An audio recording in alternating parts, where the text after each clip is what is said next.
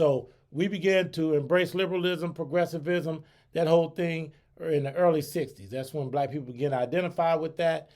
And that's when you see, if you look at the graphs, black life declines at that point. Everything spirals down and out of control. But back to the LGBTQs and the civil rights movement in America. Now, when you look at the civil rights movement in America, we typically think of it as the struggle for black equality. Okay, that's where it began. Struggle for black equality. But let me tell you, this is going to sound familiar to you, what I'm about to say. You turn on the news, what do you hear? You see black and white liberal Democrats on the television talking about people of color. That's new. This thing called people of color is new. It was always the black struggle. Mm-hmm. Well, they've co-opted that and turned it into people of color. So people of color now includes Asians and everybody that has a slight tint to them. Right.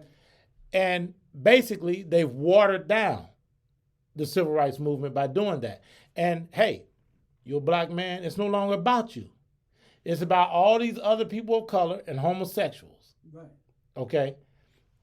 And I feel like that's a travesty. And what has happened there, it's a crime. The movement has been hijacked. It's no longer even about equality. It's really about this radical leftist agenda. They have come in, the Marxists, and they found a way to usurp the civil rights movement, the so-called civil rights movement. Let me say this. There no longer is really a civil rights movement. We've already obtained that. But these white liberals and these black power brokers that are aligned with these white liberals have erroneously extended the civil rights movement, making us believe that the civil rights movement continues and that we haven't achieved civil rights when we both know in reality that we have. Right. We are as free as birds to do whether we want to screw our lives up or go and make the most out of our lives. We are free to do and choose how we want to do. Now, I take issue with the LGBTQs going all the way back to the time of King, okay? Martin Luther King, and I don't hold him in high regard, and a lot of people are going to find that to be an unattractive statement. I'm not here to make friends. I'm not here to make statements that you might find attractive, okay? But here's my point. Martin Luther King would do whatever needed to be done in order to allow the civil rights movement to continue to move forward, okay? Even if that meant accepting or working alongside and even being mentored by well-known radical leftist homosexuals, okay? One of those people would be No. It's another guy that people aren't familiar with. His name is Rustin. Bayard Rustin. Now, let me tell you about this guy. Now, this is a guy that was Martin Luther King's mentor. He helped teach Martin Luther King about nonviolence. He spoke at the March on Washington, okay? Mm-hmm. And he played a significant role in the movement, unfortunately. And that's how the LGBTQs, that's one of the individuals that they were able to use to work their way into this movement, this civil rights movement, because he was a practicing homosexual and he was open about it. He didn't try to hide it. But I'm going to tell you something about him.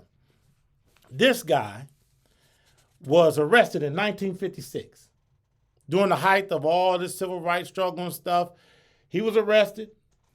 It was his arrest and the circumstances surrounding it was put in the LA Times and in other papers. And he was caught in public and arrested for public sodomy. But let me give you the details. This Rustin character, Bayard Rustin, he was caught in the back of an automobile with two white males, and Rustin was performing oral sex on one of the white males. See, we tell it like it is on here, while the other white male was performing anal sex on Rustin. Now, this Rustin character, why we don't know about this? Okay, this Rustin character, remember I said he was Martin Luther King's mentor, okay, for nonviolence. He spoke at the March on Washington, and he worked closely with not just King, but A. Philip Randolph. What I'm telling you is, and there's other examples, early on, they wedged the homosexuals, the LGBTQs, wedged their way into the civil rights movement because they saw it as a means by which to advance their agenda. At the expense of who? Us. Okay. Now, but let me say two things about that. I say they co-opted it. Whenever you co-opt something, that means you come in and take it over. You force your way in. So, but they did that, but simultaneously they were invited and accepted in, if that makes sense. So it happened on two levels. And guys like King and the other gentlemen involved in this movement, they thought that it would be okay to allow this because they didn't want to potentially hurt the movement.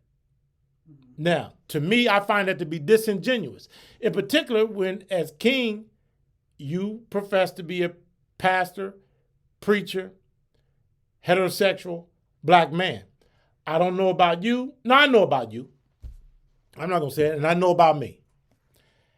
As a heterosexual man, I have no interest in teaming up with a homosexual man.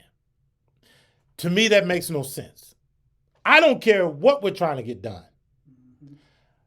You know, in particular, in these political movements, I don't have any desire to do that because they have a hidden agenda, and that hidden agenda, in their minds, is bigger than the political agenda at hand. Because all they want to do is promote their lifestyle. Okay? So they look for all of these opportunities to promote their lifestyle. And let me tell you, Mike. Well, let me ask you a question, Mike. I just gave you a piece of information about, I'll say his name again, so you got it. Bayard Rustin. Okay. And now that you've heard that bit of information, do you look at King differently? Now, what I'm saying is this. Maybe you didn't hold him in high regard prior to getting that information. Right. But to what degree you saw him, do you now see him to a lesser degree? Okay. As we collect information, when we process it, we see things differently from how we originally saw them, right? That's fair? Right. Now,